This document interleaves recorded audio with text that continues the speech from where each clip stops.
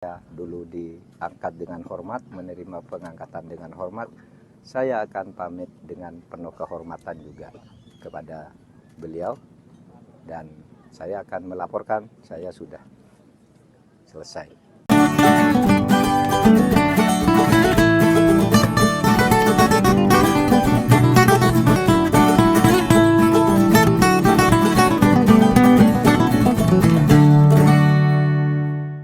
Halo, ketemu lagi di Ngompol bersama Om Begawan, ngomongin tentang politik. Wah, ini akhirnya ini Profesor Mahfud MD mengumumkan sudah menyiapkan surat pengunduran diri dari jabatan Menko Polhukam. Wah, mantap ini.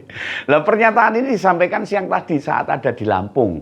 Oh, ini Om Begawan nyimak terus ini. Dan dengan pengunduran ini akan mengubah konfigurasi Pilpres 14 hari ke depan. Lo jangan dikira lo, Profesor Mahfud ingah-ingih gak memiliki keberanian. Oh, kental ini. Apalagi hanya memburu kekuasaan jauh. Apa sih kurangnya beliau itu?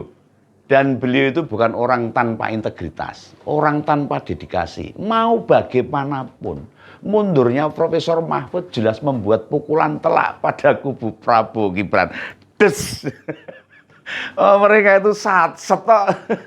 Oh, iya, ini ada dua hal yang bisa terjadi usai pernyataan mundurnya Pak Profesor Mahfud MD. Pertama, dukungan pada pasangan Pak Ganjar akan sama Pak Profesor Mahfud akan bertambah, bergulung-gulung kayak Mbak Tsunami. Iya, banyak sekali. Akan banyak pihak yang dulunya ragu-ragu, isih mangu-mangu, belum mantap. Ini mereka sudah merasa mantap sekali, 100%. Lah sebelumnya beberapa orang bilang, bila memang Jokowi itu tidak lagi direstui, sudah meninggalkan PDIP, kenapa Profesor Mahfud tidak mundur? Ya, orang-orang ini masih menilai majunya Pak Ganjar adalah permainan kelas elit saja, kata mereka. Loh, padahal Begawan sudah jelaskan kemarin-kemarin. Tidak ada permainan apapun. Wong jelas-jelas Pak Jokowi itu mendukung Prabowo Gibran. No. Permainan apa? Permainan kelas kambing. Lalu ada yang berpandangan juga. Jika memang bukan permainan, mengapa Pak Jokowi tidak memecat Profesor Mahfud? Lah, bukankah ini pertanda ada permainan elit? Kalau ini benar, gini loh. Presiden itu kan paham benar psikologis massa, tahu dampaknya. Misalnya Profesor Mahfud dipecat, apa gak kejadian kayak 2004 dulu, waktu Pak BY merasa dikuyo-kuyo oleh Mbak Mega, lalu mundur dan gabung ke Demokrat. Lah kan rakyat jadi mesak nih, dan berempati, kemudian memilih Pak BY sehingga jadi presiden. Lah itulah alasan yang mendasari kenapa Pak Profesor Mahfud MD nggak dipecat sama Pak Jokowi. Ini yang pertama nih. Yang kedua, beberapa masa cair yang awalnya merapat ke kandidat 02 bakal berbalik arah ke 03, mendukung Pak Ganjar. Nah, sebelumnya warga biasa itu melihat, Pak Mahfud masih di kabinet, dikiranya jadi cawapres sebatas ambisi politik semata, dan masih anak buahnya Pak Jokowi. Tidak mau berjuang sungguh-sungguh buat rakyat. Nah, dan sekarang terbukti apa yang disampaikan Profesor Mahfud sebelum ini. Bukan hanya janji-janji kosong belaka. Beliau bukan orang yang mudah ingkar janji loh. Profesor Mahfud itu segelintir tokoh di Indonesia. Sedikit jumlahnya yang kayak Profesor Mahfud ini. Wah loh, tidak ada duanya kelihatannya. Ya, yang bukan hanya cerdas, pemberani, jujur, tapi juga paham harus bagaimana berjuang demi rakyat. Ya, semua tentu masih ingat kan, masih dokelingan ini. Tahun 2019, Pak Jokowi pernah pengen menggandengnya sebagai cawapres. Pasti pada ingat ya. Hanya karena manuver Caimin saja beliau gagal jadi wakil presiden. Wis nganggo klambi putih lho. Tiwas dandan itu melu. Ya, kayak lagu wae. Apa beliau memusuhi Pak Jokowi? Enggak. Apa juga bermusuhan dengan Caimin? Tidak sama sekali. Malah dalam debat cawapres, Profesor Mahfud sama Caimin terlihat sangat cair, sangat bersahabat. Ini yang mestinya diperhatikan oleh para pemilih. Profesor Mahfud itu tidak hanya punya pengetahuan luar biasa, memahami agama dengan baik, punya rekam jejak bersih, clear. Dan yang paling penting yakni satu kata dan perbuatan. Cangkeme karo pikirane tidak bodoh. Ini bahasa kasarnya. Jadi mulut dan pikirannya dan hatinya itu selaras, sama. Jadi apa yang disampaikan, itulah yang beliau kerjakan. Indonesia sudah jarang memiliki tokoh-tokoh sekaliber beliau. Dan ingatlah ini kesempatan emas jika negara ini mau makin maju. Karena apa? Yang menghambat kemajuan Indonesia ini persoalan hukum. Lagi-lagi masalah hukum. Nah, lihat saja Pak Jokowi. Sikapnya sewenang-wenangnya. Yang pertama, yang merubah konstitusi. Ya iya, enggak mungkin kalau Pak Jokowi enggak cawe-cawe. Percayalah, Pak Mahfud bakal jadi benteng tangguh penegak hukum di Indonesia. Nah, rusaknya KPK sekarang ini, ketua KPK tersangka, piye coba? Sing arep nyekel koruptor malah jadi tersangka. Kojur. Lah 19 pegawainya terkena kasus gratifikasi. Iki opo? Koruptor dibebaskan. Ya karena Pak Jokowi sudah tidak mempedulikan lagi penegakan hukum.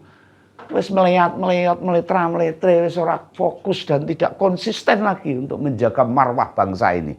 Fokus presiden sudah pada bagaimana anak lanang berkuasa. Pikirannya cuma berkuasa saja. Nah tolong ngomporos yang baik. Sebarkan konten ini biar masyarakat tahu dan paham. Sampaikan dengan mundurnya Profesor Mahfud. Rakyat harus memilih pasangan nomor 3. Ganjar Mahfud. Mereka lah yang akan jadi garda terdepan dalam penegakan hukum. Di mana kasus-kasus korupsi dengan sendirinya juga akan terbawa. Nah, silakan dicek itu. Apakah beliau pernah tersandung masalah? Sama sekali tidak. Bahkan teman Profesor Mahfud yang memberi hadiah, walaupun tidak sedang berusaha dengan hukum loh. Hadiahnya dikasihkan ke KPK. Gak mau. Nanti dikira gratifikasi lagi. Nah, teman Profesor Mahfud itu sampai ngomel-ngomel sebab harus dipanggil ke KPK. Itulah dedikasi seorang pejabat. Dulu kita ingat, Pak Jokowi dikasih kuda, dikasih gitar oleh gitaris Metallica, dilaporkan ke KPK. Padahal itu pemberian karena dia memang betul-betul mencintai Pak Jokowi.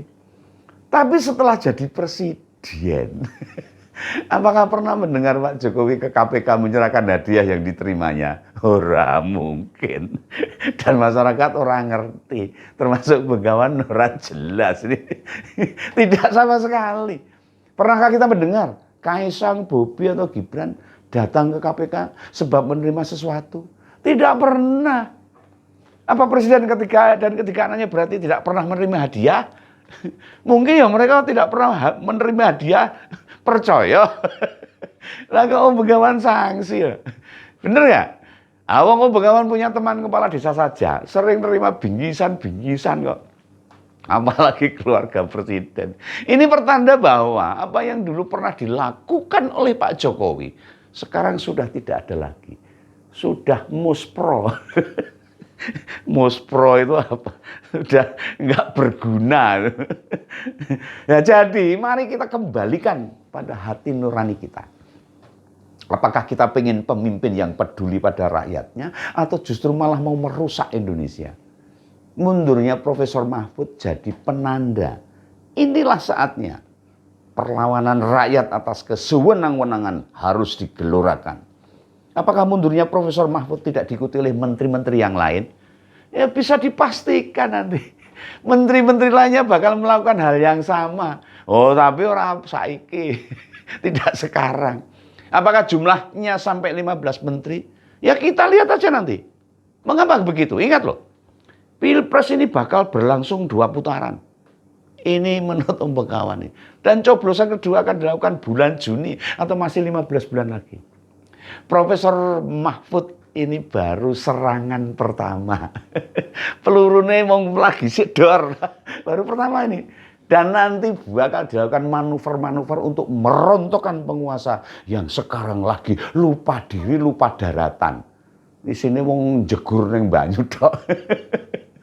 Keceh tok ini, lupa daratan ini. Mas.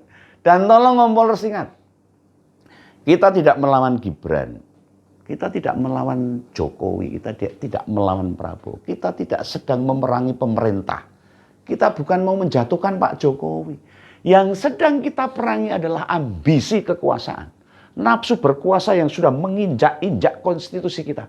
Hasrat penguasa yang menggunakan kekuasaan demi kepentingan keluarga maupun golongannya. Nah, demokrasi kita sudah berjalan dengan baik selama ini. Dan rakyat sebenarnya sudah berterima kasih loh. Pada tahun 2014, 2019, Pak Jokowi bisa menang melawan Prabowo dengan dorongan Partai Demokrasi Perjuangan Indonesia. Loh, mau tidak mau, jujur tidak jujur, itu faktanya. Tapi kenapa sekarang? Malah beralih dukungan. Malah membela orang yang jelas-jelas rekam jejaknya banyak masalah. Dan dulu berlawanan. Ini wujud kepentingan kekuasaan. Bertemu dengan ambisi Prabowo yang sejak 2009 sudah pengen jadi penguasa. Malah kemarin minta izin ke rakyat ingin berkuasa. Piye toh Ki? Lah mundurnya Profesor Mahfud. Ini jelas pukulan telak bagi pemerintahan Jokowi. Dan makin mengurangi legitimasi. Melemahkan kepercayaan publik atas kepemimpinan Jokowi. Dengan melemahnya kepercayaan rakyat, suara Prabowo Gibran dalam Pilpres mendatang hampir dipastikan akan terpengaruh besar. Dan banyak pendukungnya akan beralih pilihan. Ya kena dampaknya akhirnya. Ya tidak perlu disesali Pak Jokowi. Itu akibat perbuatan kalian sendiri. Yang pengen mengangkangi kekuasaan. Padahal kekuasaan itu milik kami, milik rakyat Indonesia. Negara bangsa ini milik kami sebagai rakyat.